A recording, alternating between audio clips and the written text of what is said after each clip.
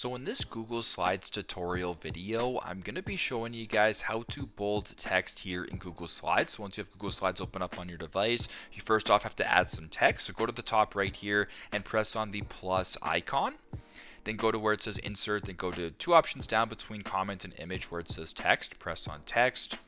Then we're just going to type in, how about the word bold for simplicity's sake. So as you can really tell, as of right now, it's actually pretty small. So if you just press on it one more time, and at the bottom here where there's that B, it actually means bold. So you can go ahead and press on bold right there. Or what you can do as well is actually just press and hold down on the text right here. Go to the top right to where there's that A with the underscore, and you can go ahead and press on bold right here. And you can also just change the size of it if you want as well. So we're going to go ahead and bold it right here. If you want to change the text color, you can do that. And basically just play around with it. It's pretty straightforward though. That's how you guys can bold text here in Google Slides. Thanks again for watching, and I hope this video helped.